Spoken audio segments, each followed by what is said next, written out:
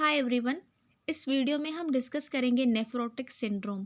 अब nephrotic syndrome एक kidney से रिलेटेड डिसऑर्डर है जो कि किडनीज में अकर होता है। अब ये किस तरह से अकर होता है, इसकी पैथोलॉजी अगर हम देखें तो सबसे पहले there is inflammatory response in glomerulus. Glomerulus जिसको हम कैपिलरीज बोलते हैं, जो कि प्रेजेंट होती हैं नेफ्रॉन में और जहाँ से ब्लड की फिल्ट्रेशन होती है। तो उस ग्लोमेरुलस में इन्फ्लामेटरी रेस्पॉन्स इनिशिएट होता है। उस इन्फ्लामेटरी रेस्पॉन्स की वजह से जो ग्लोमेरुलस मेम्ब्रेन है वो डैमेज हो जाती है। जब वो मेम्ब्रेन डैमेज हो जाती है तो उससे क्या होता है, लॉस ऑफ प्रोटीन होती है और स्पेसिफिकली एल्ब्यूमिन की लॉस होती है। एल्ब्यूमिन एक प्रोटीन है जो कि ब्लड में प्रेजेंट होती है और ब्लड की मेम्ब्रेन अब डैमेज हो गई है, जिसकी वजह से जो प्रोटीन है वो अब नेफ्रॉन्स में लीक कर रही है। इससे क्या होगा, जो प्रोटीन है वो ब्लड में कम हो जाएगी और उस कंडीशन को हम हाइपोअल्ब्यूमिनिया बोलते हैं। और अगर हम बात करें एल्ब्यूमिन की, तो एल्ब्यूमिन बॉडी का ऑनकोटिक प्रेशर रेगुलेट करती है। ओके, ऑनकोटिक प्रेशर से क्या होता है, जो बॉडी का फ्लूइड है वो अपनी जो उनकी स्पेसिफिक एरियाज़ हैं वहाँ पर प्रेजेंट होता है, यानी जितना इंटरस्टिशियल स्पेसेस में होना चाहिए वो वहाँ पर प्रेजेंट होता है और जितना ब्लड वेसल्स में होना चाहिए वो ब्लड वेसल्स में होता है। इनको मेंटेन करता है ऑनकोटिक प्रेशर और ऑनकोटिक प्रेशर को एल्ब्यूमिन रेगुलेट करती है। तो जब ब्लड में एल्ब्यूमिन की लेवल लो हो जाएगी तो उस कंडीशन को हम बोलते हैं हाइपो एल्ब्यूनीमिया, क्योंकि अब सारी जो प्रोटीन एल्ब्यूमिन है वो यूरिन में लीक आउट हो गई है because there is the damage in glomerulus. ठीक है, ग्लोमेरुलस की मेम्ब्रेन में डैमेज हो गया है जिसकी वजह से अब प्रोटीन भी लीक कर रही है यूरिन में। सो लो एल्ब्यूमिन लेवल का यहाँ पर आप डायग्राम देखें तो ये किडनी है। किडनी के अंदर नेफ्रॉन्स हैं। नेफ्रॉन्स में आप देख सकते हैं ग्लोमेरुलस से कैपिलरीज का एक गुच्छा। सो कैपिलरीज से क्या होता है, जो ब्लड है वो फिल्टर होता है नेफ्रॉन में। ठीक है, जो ब्लड में वेस्ट मटेरियल होता है वो निकल कर नेफ्रॉन में आता है, लेकिन जो ब्लड वेसल है वो डैमेज हो गई है, जिसको हम नेफ्रोटिक सिंड्रोम बोल रहे हैं।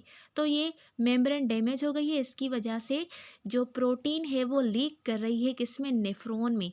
ठीक है, बोमेंस कैप्सूल में ये लीक कर रही है, प्रोटीन की लीकिंग हो रही है और मज़ीद ये प्रोटीन आगे यूरिन में जाएगी, जिसके बाद इसकी रीअब्जॉर्प्शन भी नहीं होगी बिकॉज जो ब्लड वेसल की मेम्ब्रेन है वो डैमेज हो गई है और दूसरी जो ब्लड वेसल है वो इसको एब्जॉर्ब नहीं करेंगी क्योंकि इसकी साइज़ अब इंक्रीज़ हो गई है।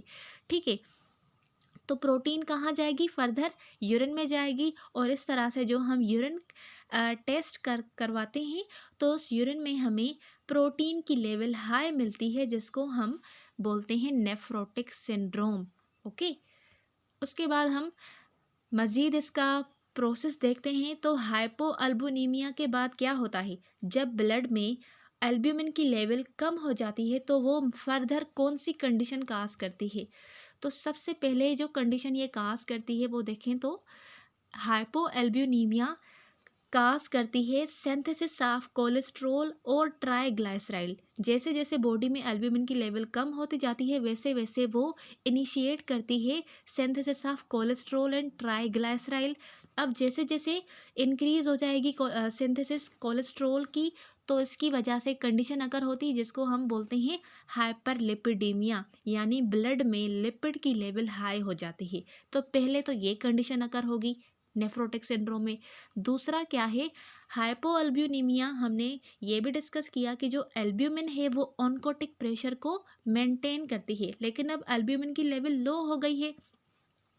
बेसिकली क्या होता है, ब्लड वेसल्स में एल्ब्यूमिन होती है और वो एल्ब्यूमिन क्या करती है, फ्लूइड को मेंटेन करके रखती है। अब जो ब्लड वेसल है उसमें एल्ब्यूमिन नहीं है, तो इसकी वजह से जो भी सारा फ्लूइड है वो बाहर जाएगा, क्योंकि बाहर प्रोटीन की लेवल ज़्यादा है और बाहर कंसंट्रेशन भी ज़्यादा है। तो इस वजह से जो ब्लड वेसल वाला फ्लूइड है वो बाहर इंटरस्टिशियल स्पेसेस में चला जाएगा, जिसकी वजह से जनरलाइज एडिमा होगी और वो पिटिंग एडिमा होगी क्योंकि एल्ब्यूमिन कम है। ओके, देन क्या होगा, albumin is a protein which prevent clot formation. ठीक है, लेकिन अब एल्ब्यूमिन की कमी है, एल्ब्यूमिन की डेफिशिएंसी है, तो पॉसिबली ब्लड क्लॉट्स की फॉर्मेशन होगी, थ्रोम्बोसिस जिसको हम बोलते हैं। तो यहाँ पर एल्ब्यूमिन इनको भी प्रिवेंट नहीं कर पाएगी, क्योंकि एल्ब्यूमिन नहीं है तो हम यहाँ पर हमें ज़्यादा से ज़्यादा पॉसिबल है कि ब्लड क्लॉट्स मिले, जिसको हम थ्रोम्बोसिस बोलते हैं। तो ये कंडीशन भी अकर होती है ड्यू टू हाइपोअल्ब्यूमिनिया। उसके बाद लास्ट कंडीशन है can loss protein that help fight infection, जैसे कि इम्यूनोग्लोबुलेंस। अब इम्यूनोग्लोबुलेंस, इनमें भी प्रोटीन की नीड होती है। ग्लोबुलिन चेन क्या है? ये प्रोटीन है। तो इम्यून सिस्टम को भी प्रोटीन की नीड है, लेकिन अब प्रोटीन की डेफिशिएंसी है, तो इसकी वजह से जो इम्यून सिस्टम है वो अपना प्रॉपर काम नहीं कर पाएगा, जिसकी वजह से रिस्क फॉर इन्फेक्शन इंक्रीज हो जाएगा। तो ये वो सारी कंडीशन है जो नेफ्रोटिक सिंड्रोम में हाइपोअल्बुमिनिया की वजह से होती हैं। ओके, तो ये सिंपल पैथोलॉजी है नेफ्रोटिक सिंड्रोम की। उसके बाद बात करते हैं काजेस की, यानी वो कौन से काज है जो नेफ्रोटिक सिंड्रोम काज करते हैं। तो सबसे पहले है बैक्टीरियल और वायरल इन्फेक्शन। अगर बैक्टीरियल और वायरल इन्फेक्शन अगर हो रहा है ग्लोमेरुलस में, तो उसके रिस्पॉन्स में इन्फ्लामेशन होगी। इन्फ्लामेशन की वजह से परमिएबिलिटी इंक्रीज होगी और वो मेम्ब्रेन डैमेज हो जाएगी। उसके बाद कैंसर की वजह से हो सकती है।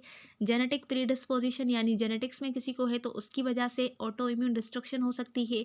सिस्टमिक डिजीज़ जैसे कि ल्यूपस और डायबिटीज़ की वजह से हो सकती है। इसमें क्या, डायबिटीज़ में क्या होता है, यूरिन में ग्लूकोज की लेवल हाई होती है, और हमें पता है जहाँ पर ग्लूकोज की लेवल हाई होती है और एक तो वो यूरिन है, तो वहाँ पर बैक्टीरिया की ग्रोथ ज़्यादा होगी। उसके अलावा एनसेड, एनसेड का काम होता है कि वो क्या करते हैं, इम्यून सिस्टम को कंप्रोमाइज़ करते हैं। तो इससे क्या होगा, इससे भी इन्फेक्शन के चांसेस ज़्यादा होते हैं। तो ये सारे काजेज़ हैं जो नेफ्रोटिक सिंड्रोम को काज करते हैं। उसके बाद बात करते हैं साइन और सिम्टम्स की। नेफ्रोटिक सिंड्रोम में कौन सी साइन और सिम्टम्स मिल सकती है? सबसे पहले तो हमें जो साइन मिलेगी वो है हाइपोअल्बुमिनिया, यानी ब्लड में एल्ब्यूमिन की लेवल कम होगी, और वो क्या करवाएगी, एडिमा करवाएगी। दूसरा फटीग और लॉस ऑफ एपिटाइट। फटीग क्यों करवाएगी? क्योंकि अब ब्लड जो है वो थिक हो गया है, और इतना जो इनफ अमाउंट है ब्लड का वो नहीं है, सारा फ्लूइड बाहर जा रहा है ब्लड वेसल से इंटरस्टिशियल स्पेसेस में, जिसकी वजह से प्रॉपर ब्लड परफ्यूजन बॉडी में नहीं हो रही। तो इसकी वजह से फटीग फील होगा और लॉस ऑफ एपिटाइट होगा, और हाइपोएल्ब्यूमिनिया की वजह से हाइपरलिपिडीमिया भी होगी। देन प्रोटीन यूरिया, ठीक है, प्रोटीन यूरिया जो कि 3 ग्राम से ज़्यादा होगी पर डे में। तो जब हम यूरिन की टेस्ट करेंगे तो यूरिन के अंदर लार्ज अमाउंट ऑफ प्रोटीन मिलेंगी, तो इस कंडीशन को हम प्रोटीन यूरिया बोलते हैं। तो ये सारी साइन और सिम्टम्स हैं। उसके बाद इंटरवेंशन क्या हो सकती है नेफ्रोटिक सिंड्रोम के लिए?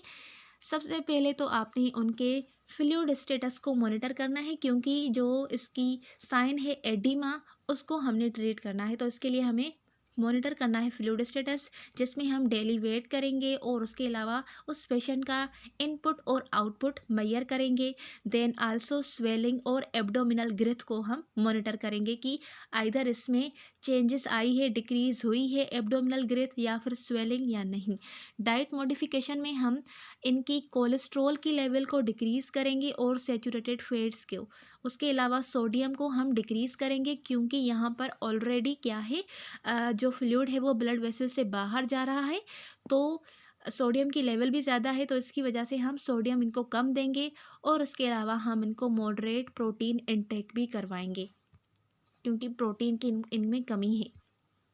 देन मेडिकेशन की अगर हम बात करें, तो मेडिकेशन में एक तो हम डायूरेटिक्स देंगे, क्योंकि एडिमा को भी हमने प्रिवेंट करना है। तो एडिमा को प्रिवेंट करने के लिए डायूरेटिक्स देंगे, जिसमें ज़्यादा से ज़्यादा जो बॉडी का फ्लूइड है वो निकल जाएगा और एक्सक्रिएट आउट हो जाएगा।